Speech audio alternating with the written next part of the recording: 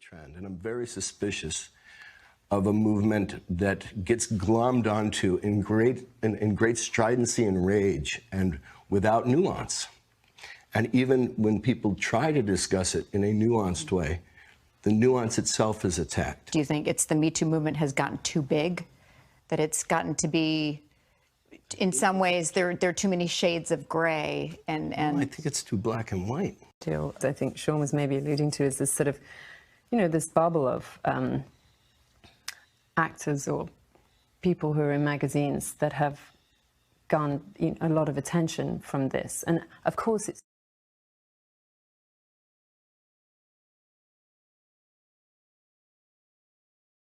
these conversations have become, and to see some of the stories and the policies change so quickly in the wake of these movements.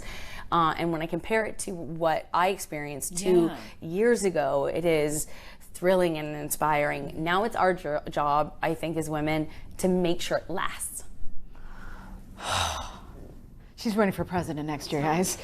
I feel your energy, and this. I just got chills listening to what you're saying, and the fact that you're part of that movement, and it's so great that you are part of it, and you're making that change happen. And one of the in this 2018 interview, actress Amber Heard was raising her celebrity profile by positioning herself as a leading voice in the women's movement. Notice how she references 2 years ago. Just like her Washington Post op-ed, she was using abuse claims against Johnny Depp without actually mentioning his name. All of this was the climate during the height of the Me Too movement. Any woman could come forward with a story and she would be labeled a brave champion for women. However, did facts matter?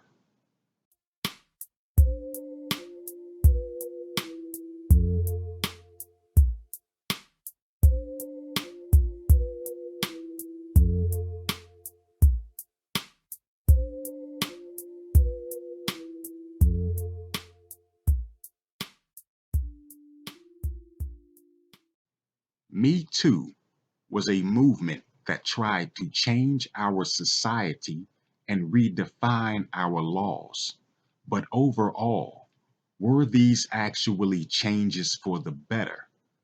This video will address how Me Too, social media, and the news media combine to frame a particular narrative. We will also address why this story is one of the biggest examples of media agenda setting in recent history.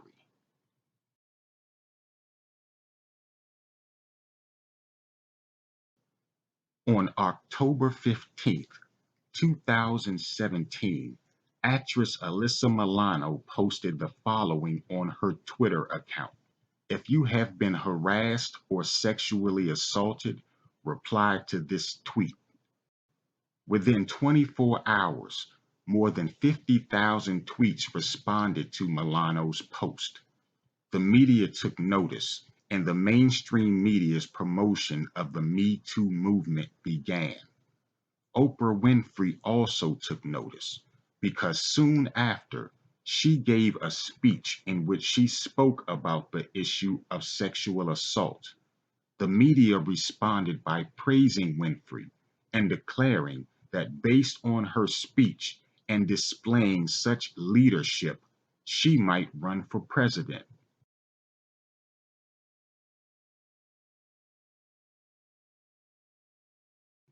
All of this sparked the era of a woman being able to make any accusation and she would automatically be believed. Not only believed by the legions of feminists on social media, but also by the mainstream news media, which consists of journalists that are supposed to report facts and remain impartial. The media saw a popular movement that was sparked by wealthy women in Hollywood with millions of followers. This was the foundation for media agenda setting and framing. An article from Arizona University acknowledges that journalists saw an opportunity to receive many new followers by not only reporting stories about Me Too accusations, but making it clear that they believe the accuser.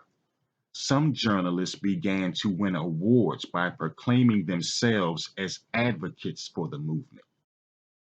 Quote, either the stories are reported by journalists who lend their legitimacy to the victims, or if the victims write their own names in opinion pieces, they still have the legitimacy and weight of the newspapers backing them up.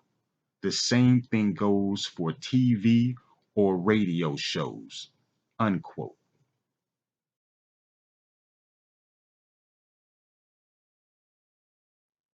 In communication and social science studies, agenda setting is described as the media telling the public what news, topics, and people it should view as important.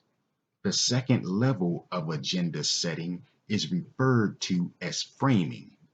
Framing occurs when the media not only tells the public what stories it should view as important, but also what to think about the story.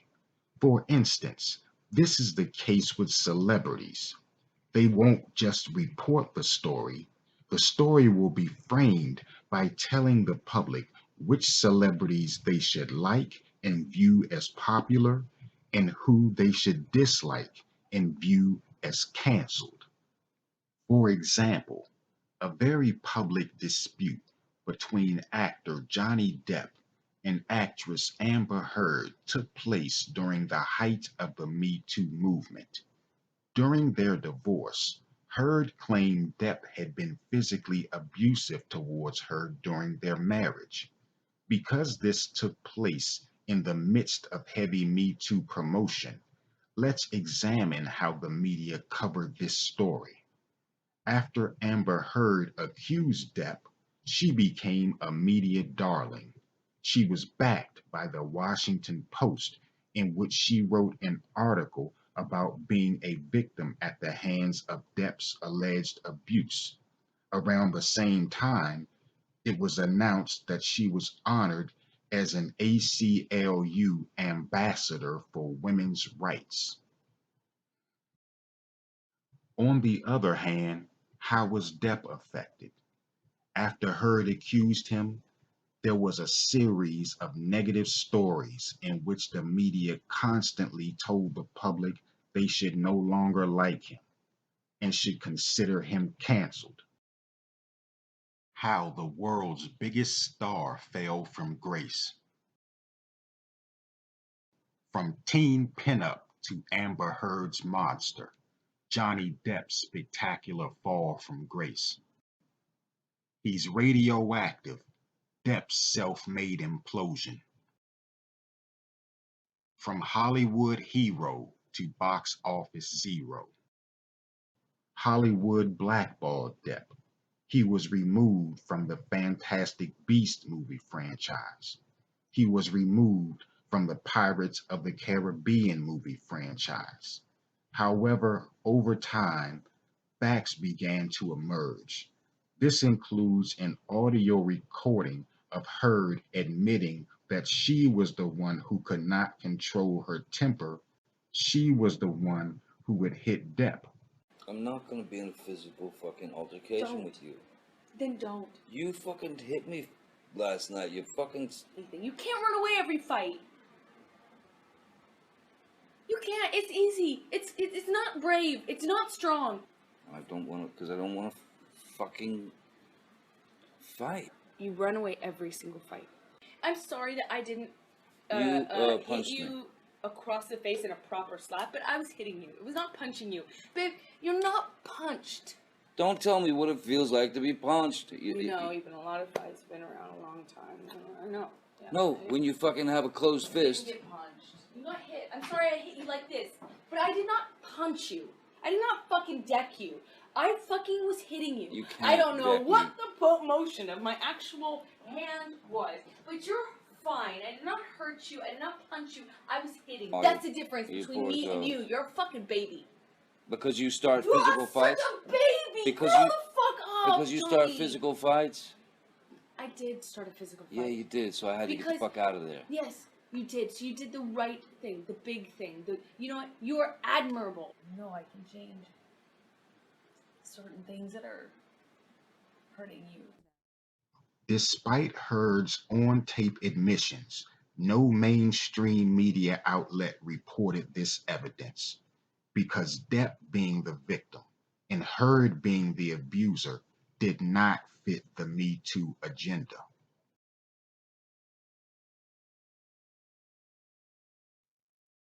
Let's begin this chapter by reflecting on the story about Oprah, because that story was completely manufactured.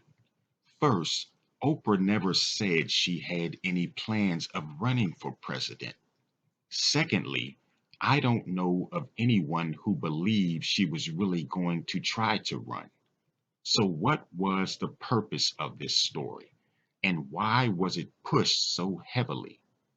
Further information on agenda setting says, quote, media agendas are often set by authoritative sources in government and industry upon which news organizations rely.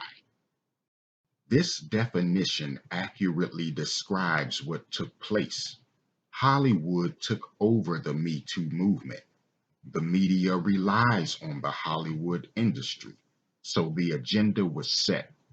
The purpose of this story was to convince the public that they should view Me Too as such a hugely important story that it had political power and it had influence on who would become the next president.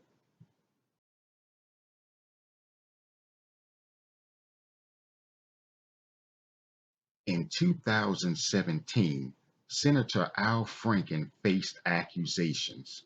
He asked for a full investigation, but immediately, New York Senator Kirsten Gillibrand spearheaded an effort to disgrace Franken by having him removed from his Senate seat. The pressure became so intense that Franken was forced to resign without any investigation having taken place. Soon after, Gillibrand announced she was running for president.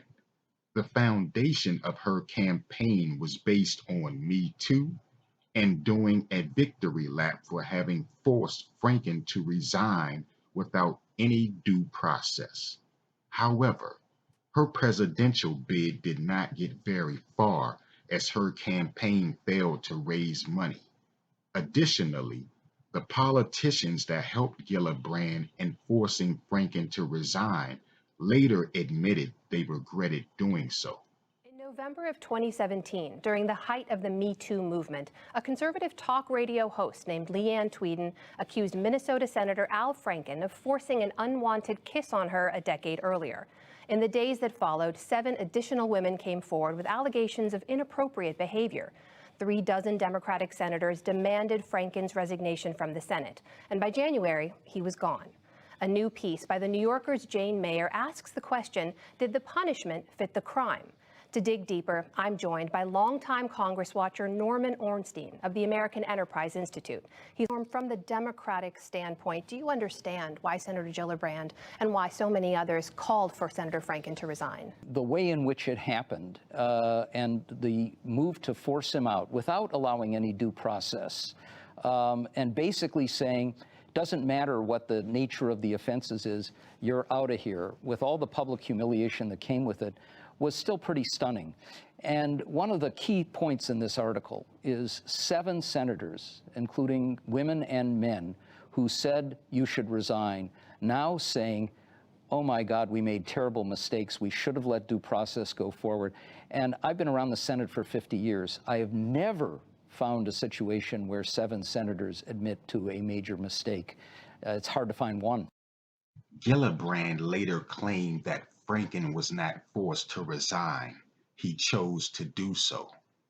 That is a fabrication. No one investigated this. No one at the Washington Post investigated it. No one at the New York Times investigated. No one did any investigation of this at all. And I had 36 of my colleagues demand that I leave, and I didn't get due process, and it was a pretty awful experience for me and my family.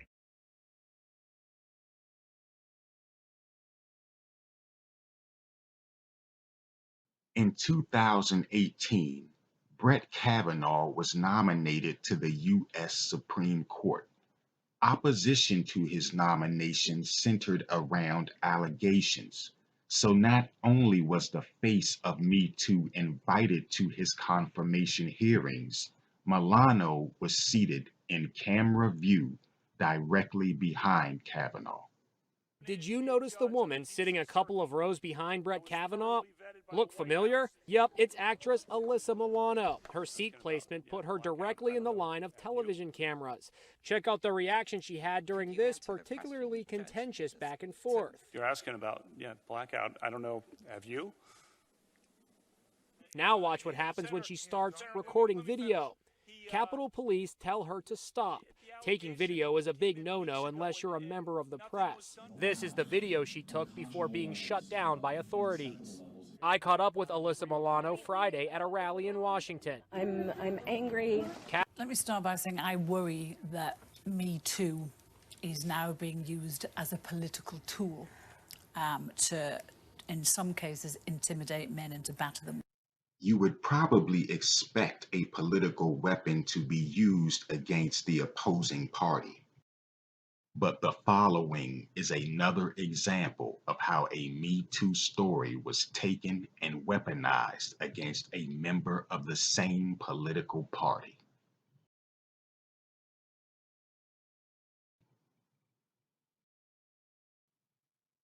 In March of 2020, Tara Reid, a Bernie Sanders supporter, accused then presidential candidate Joe Biden of sexual assault. A social media timeline gives strong evidence that she was planning and timing her accusations to impact the 2020 election process, because by March of that year, many progressive Bernie Sanders supporters were becoming frustrated with the success of Biden's campaign. In February, Reid responds to the Byrne report by saying, "To Joe Biden, really? To Joe Biden, I say tick-tock." In March, progressive journalist Ryan Grimm tweets his frustration towards Biden. Reid responds to him by saying, "Yep, timing. Wait for it. Tick-tock." Less than 1 week later, Reid appears on a progressive talk show and publicly accuses Joe Biden of sexual assault. Many Bernie Sanders supporters took Reid's story and jumped at the chance to label Biden a rapist. But none of these people knew if that was true, nor did it matter. Clearly, this was being used as a political weapon. They were in favor of ruining a man's reputation to push him aside so their chosen candidate could win. Progressive talk shows were all in on backing Tara Reid. However, at that point, something unprecedented happened. The mainstream media actually investigated Reid's claims against the former vice president. The New York Times, CNN, Vox, and numerous other outlets all did their own investigations. Those investigations found not only were her claims against Biden suspect, but Reid had a history of being untruthful. She lied to get into law school. She falsified her resume by claiming to have a bachelor's degree, which she never earned. And while under oath, she lied at least a dozen times.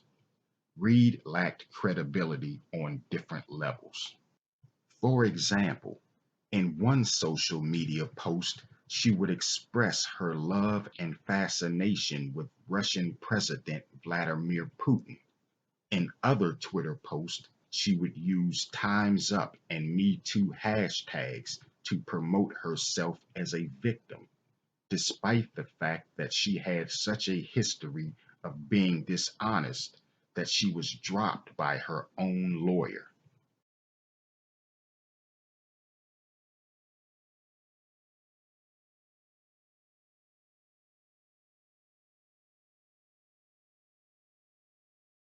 The former vice president of Barack Obama went on to win the 2020 presidential election with the highest amount of votes in U.S. history.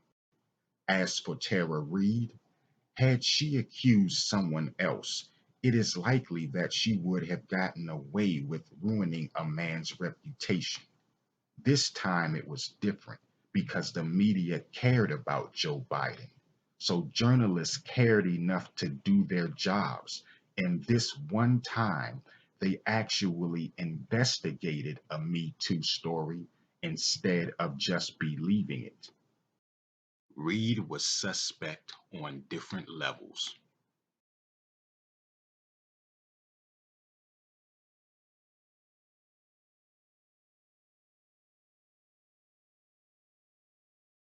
So let me get you to react to something Brett Stevens wrote in the Times. He said this: "I'd rather be accused of murder," a friend said, "than of sexual assault." And then he writes, "I feel the same way. One can think of excuses for killing a man, none for assaulting a woman. But if that's true, so is this. Falsely accusing a person of sexual assault is nearly as despicable as sexual assault itself because it inflicts psychic, familial, reputational, and professional harms that can last a lifetime." Alyssa, I'll let you answer that first. Respond first. These numbers are so low as far as false accusations and women coming forward. They're from 2 to 8%, and that's not taking into account that 70 to 80% of sexual assault is actually not reported at all. So what we're looking at is very, very small numbers. Also, there is always an attempt to dismiss the subject of false allegations. According to statistics, false allegations are between 2 and 10%. At the same time, out of every 310 cases of rape or sexual assault investigated by the police, 28 are proven in a criminal court. That is equal to 9%. So according to the numbers, false allegations might be more common than cases that are proven. Now, at this point, supporters of the movement would likely say, a large number of rapes are never reported. In response, our legal system cannot determine the truthfulness of claims that were never reported. So false accusations are between 2 and 10%. Proven cases are 9%. The majority are in the middle area of 81%. This means there wasn't enough evidence to prove either true or false. The justice system is based on needing evidence to prove a crime. Supporters of the movement have always said accusers, which they call victims, may wait many years or even decades before telling their story. In response, that does not change the need for evidence. For example, let's say someone witnesses a crime, but that person shows up at the police station 12 years later. What would that person have the legal system do when it is obvious that any evidence may be long gone? In a civil society, the accused has just as many rights as the accuser, and the need for evidence cannot be negated because someone waited many years before reporting a crime. In 2019, the Harvard Business Review conducted a study. The results showed that Me Too had an overall negative effect on society. An equal 15% of both male and female employers said they would not hire women for jobs that would have them work directly with men. A follow-up study showed that number had increased to 27%. 22% of women and 44% of men said they would not invite women to social gatherings such as Christmas parties.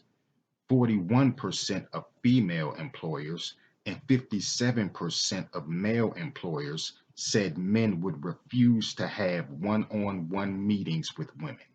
And 58% of men said as a result of Me Too, they feared more men would become the victim of false accusations.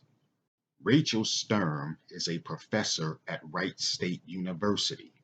After reviewing this study, she said, when men say, I'm not going to hire you, I'm not going to send you traveling, I'm going to exclude you from outings, those are steps backwards. There is one result of this study that some have held up as a positive effect, that being a majority of men said they would be more careful around women. But that is not necessarily a positive thing. If most people said they felt the need to be more careful around you, you might not take that as a positive thing. This is reflected within the study itself. A majority of men saying they would not have one-on-one meetings with women, and a majority of men saying that Me Too caused them to become more fearful of false allegations.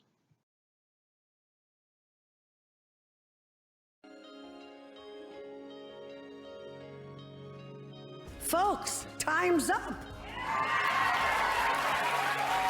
I urge all of us to not only support survivors and bystanders who are brave enough to tell their truth, but to promote restorative justice. So I want to thank everyone who broke their silence this year and spoke up about abuse and harassment. You are so brave. My mama was an advocate for the women's movement.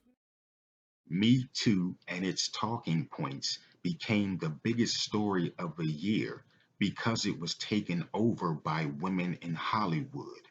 The media relies on Hollywood and its award shows, which were used to promote the movement. But Me Too had real problems, which include the following. Because it was being promoted by the most elite industries, any woman could use the movement for selfish purposes, knowing the media would not even question her story. In conclusion, I will focus on three of the biggest problems with the Me Too movement.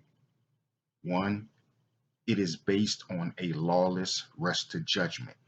Two, blatant gender bias. And three, hypocrisy.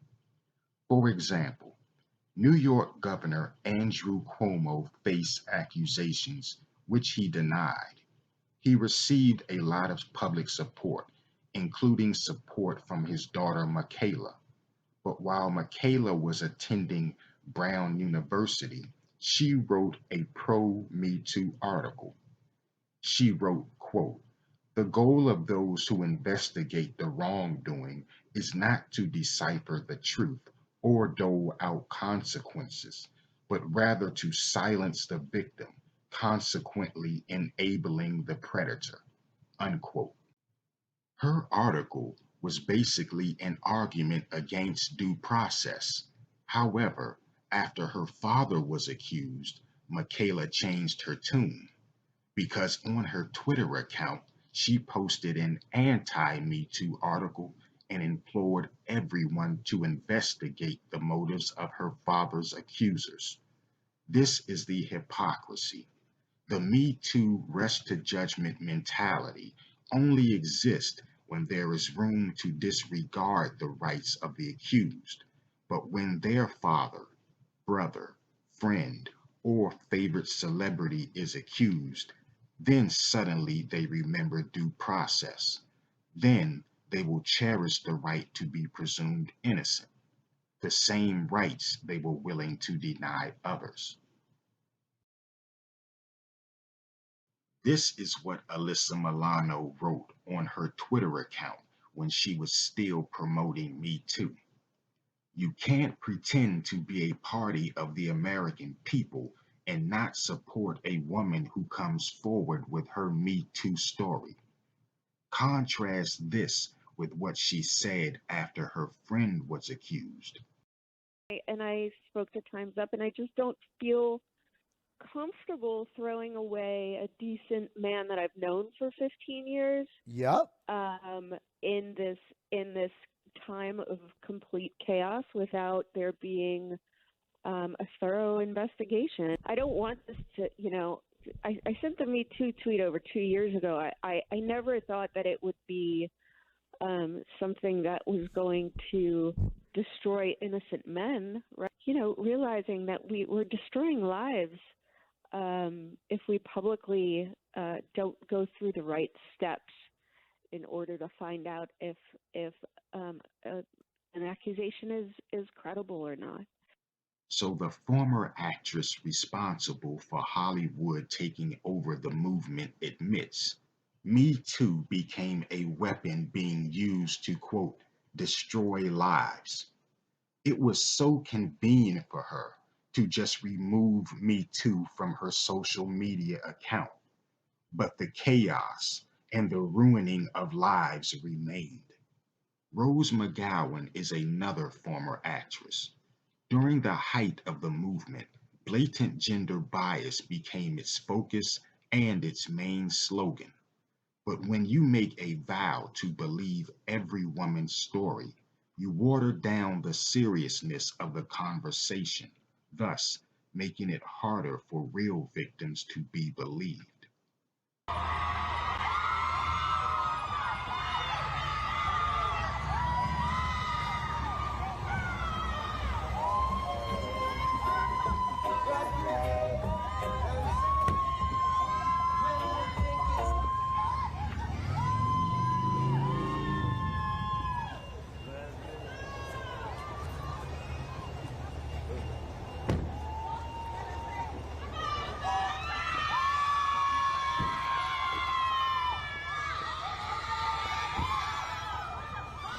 I hear it might rain.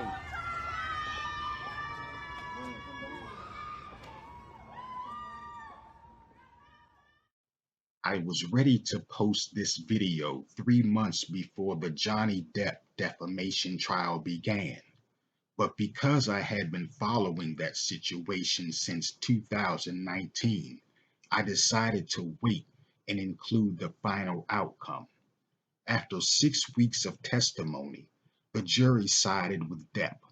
The jury agreed with all of his legal arguments that Amber Heard had used false claims of abuse to defame him. The trial was streamed live so everyone could see the evidence and judge for themselves. So after being vilified in the press for 6 years, once the trial started, the public began to overwhelmingly support Depp. This occurred because media gatekeepers could not filter or control the information coming out of the courtroom. There are 3 major bullet points that should be taken from the trial. 1. After seeing the evidence for themselves, both the jury and the public came to the same conclusion. Number 2, even though it was proven to the world, the mainstream media still could not acknowledge that Depp was the victim and Heard was the instigator and physical abuser. Number 3, women in Hollywood made Me Too famous, so it is fitting that women in Hollywood will also become the most high-profile examples of false allegations. Basically, they try to convince the public to believe all women, but it will end up making the public become more aware of the need for fact-finding. When you consider what was reported to the public before the trial, as opposed to the evidence presented during, the Johnny Depp defamation trial will become a historic example of media agenda setting. For decades, scholars in both communication and legal studies will reference this case as precedent-setting case law. Thank you for watching. Please like and look for my next video on media agenda setting.